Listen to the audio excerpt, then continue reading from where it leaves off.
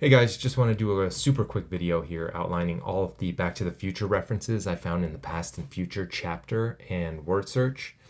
This is more of a deep dive than a solve, so no real solid clues here, but maybe something in the analysis will spark an idea and help with your solve, or maybe not. So I'm a self-professed Back to the Future nerd. I'll start with that. So most of these, or some of these references are kind of deep cuts. Some you might find interesting, others you might think are pure coincidence, and they might be. Some may make you say, "Great Scott, this is heavy." Others may make you ask, "What are you looking at, butthead?" Quick spoiler, butthead is in the word search. So let's go. First, the chapter title. Okay, that's obvious. The Past and Future box, right? Back to the Future is a film series from the 80s and 1990. Follows the main character Marty and his pal Doc Brown and their time-traveling adventures across the space-time continuum. In other words, the past and future. Doc's time machine is built out of a DeLorean. And honestly, if you don't already know this, if you haven't seen the films, save this video for later. Go watch them now. They're far more important than any treasure. Okay, so in the films, the present day is 1985. And the past years that Doc and Marty travel to are 1955 and 1885. The future year that they travel to is 2015. Quick fun fact, the only film that features both the past and the future is Back to the Future Part 2. Okay, so that's the title, Past and Future box. But there are other time travel movies, right? Why connect the title to Back to the Future? Well, JCB highlights Ready Player One, the book. There are several Back to the Future references in this book, including the fact that the protagonist drives a version of the Back to the Future DeLorean. So what else is in the chapter? The box itself is made of stainless steel, as is the DeLorean. Doc mentions this in Back to the Future.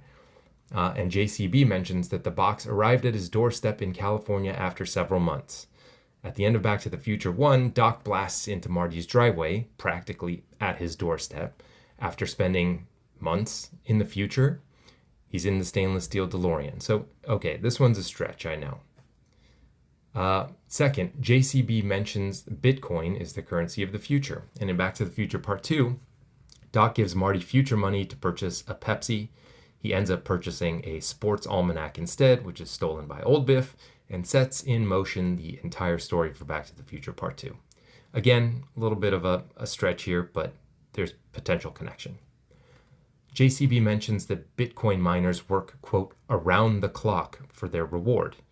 And in the final act of Back to the Future Part 1, Doc is quite literally working around the clock in the courthouse square to set up equipment that will capture the power of a lightning bolt and send Marty back to the future. Okay, so let's look at the words in the word search that are related to Back to the Future. I'm going to go through these fairly quickly, but feel free to look them up or message me if you need more info.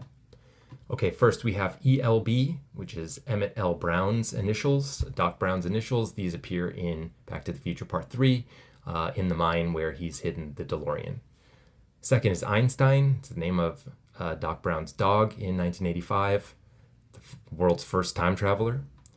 There are a few instances of the DeLorean, which you can take as coincidence, or maybe it makes sense because there are 3 movies featuring the DeLorean as the time machine.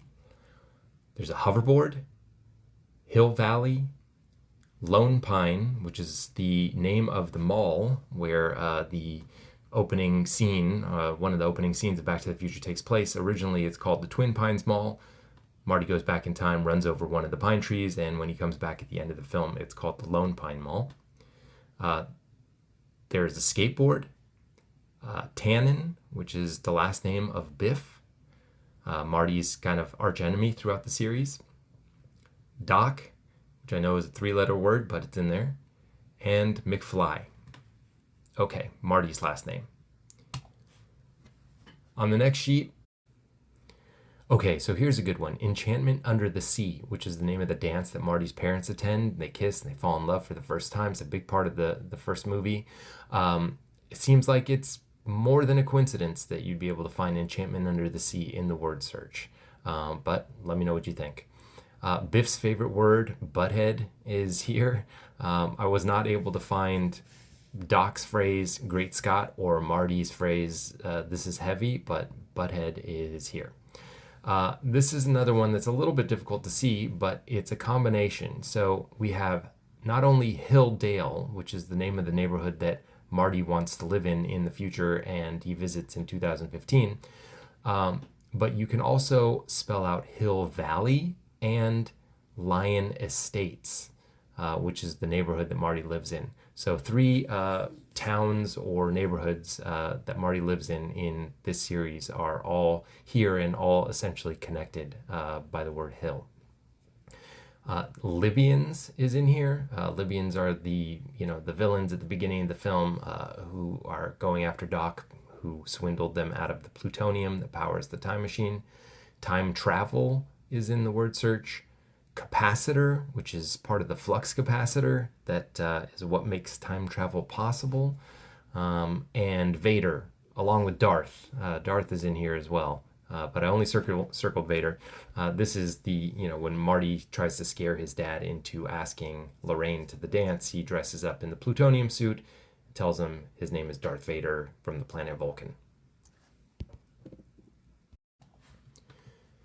Okay, we have time circuits, which are part of the DeLorean that you type in to determine which time you want to go to. Needles is played by Flea from Red Hot Chili Peppers. He's the character that Marty races at the end of the film.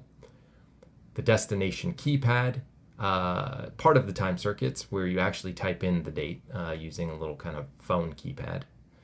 Baines is the maiden name of Marty's mom, Lorraine. This one I thought was pretty interesting. So we know square is in the word search.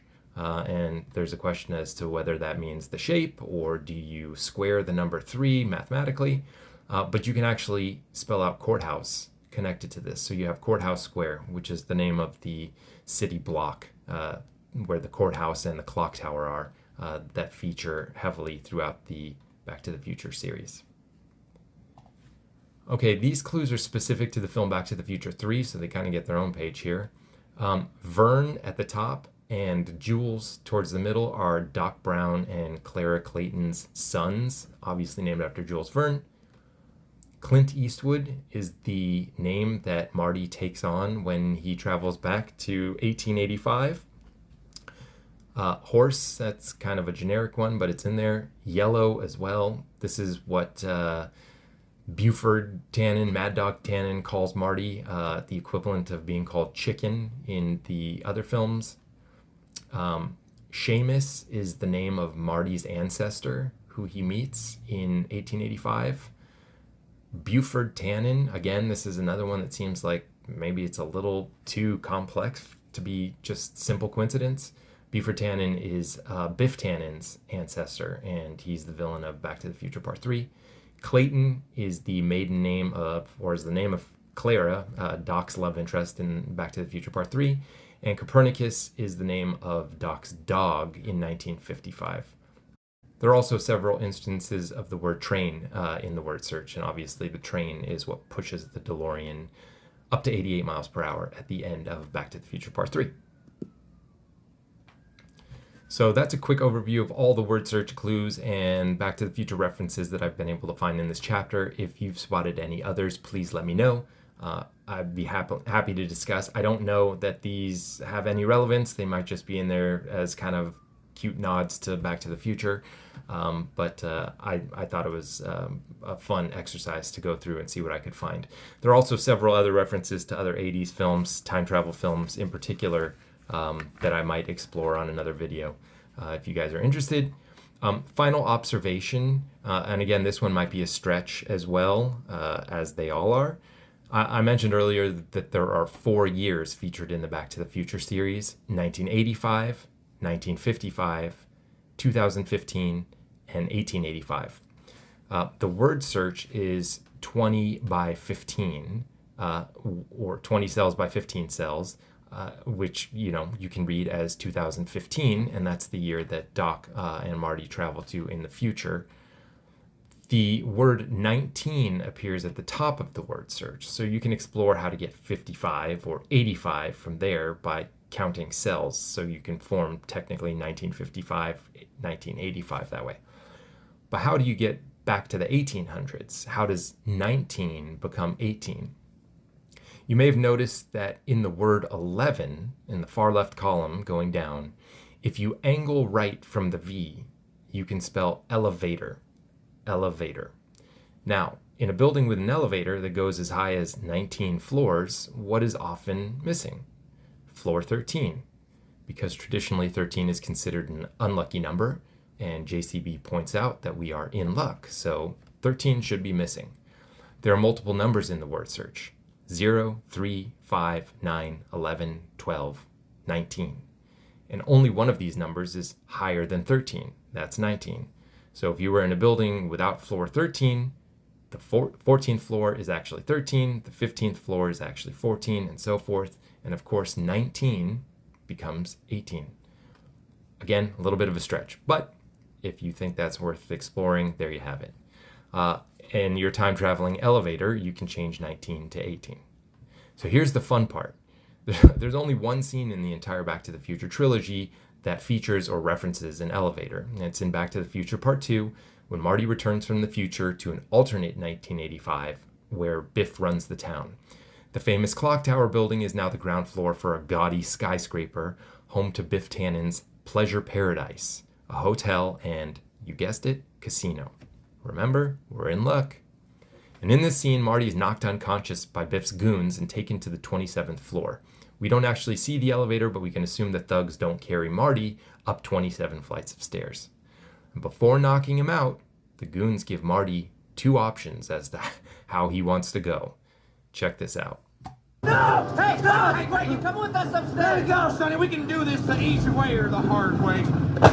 The easy way. Sound familiar? The easy way? Anyway, those are my clues that I found to Back to the Future in the Past and Future box chapter. Hope you enjoyed this, and thanks for watching. Bye-bye.